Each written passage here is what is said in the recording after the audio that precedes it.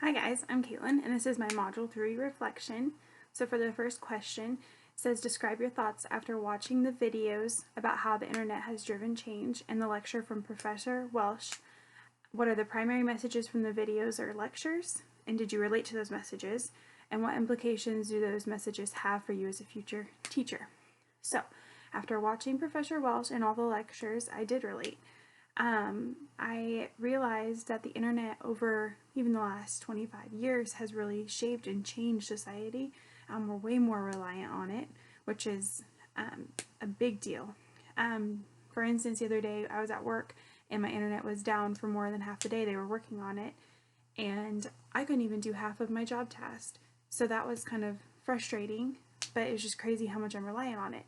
Not only that, when I get home, I'm on Facebook or Pinterest on my downtime, or looking up recipes for dinner. I just feel like the internet is such a huge part of all of our daily lives. So that would be one way that it has changed society.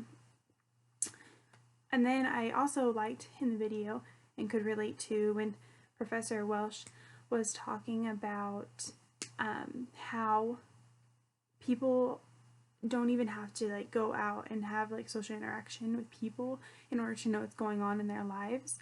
A lot of people have less social anxiety because they actually don't even have to be a part of a group.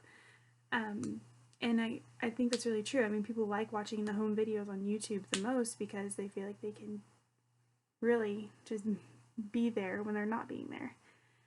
And I do think that YouTube and other sites can be very beneficial while teaching. And I probably will use YouTube as a teacher, but I also want to focus on internet safety and letting them know that anything can be shared across the web in a matter of seconds. So they need to be aware of that. I think that's a huge thing that we need to teach our kids. But I do think that it can be a very positive thing for all of us to use as tools like YouTube. The second question is describe the podcast you listen to. What are the ways that Web 2.0 technologies like podcasting, blogging, wikis can be used in the classroom? And should social networking applications like Facebook, Twitter, YouTube, Instagram, etc. be allowed in the PK through 12 educational environment, and why? So, the podcast I listened to was Truth for Teachers, and the title was Thriving as an Introvert. And she had a guest star on there, Betsy Patash, that I could really relate to. We both played tennis, and we're both introverts, and she had a lot of really good points. As a tennis player, you are an introvert. You basically are doing everything on your own, so it was the perfect sport for me. And she just focused on how that's a lot of how she is as a teacher. She doesn't even go to the break rooms or anything to socialize because she's that big of an introvert. Well, the first day of school, she struggled because all eyes were on her. And a really good point that she brought up was that you don't have to have all the eyes on you all the time. You don't have to lecture all the time. You can do hands-on activities or have group discussions where they're all talking with each other and stuff like that. There's a lot of ways where you don't have to have a strict lecture where their eyes are on you all the time. It's okay to be an introvert and be a teacher. And so I thought that was really cool. And I actually subscribed to the podcast. I'll probably listen to it again a million times over. And I just found it very beneficial to listen to it.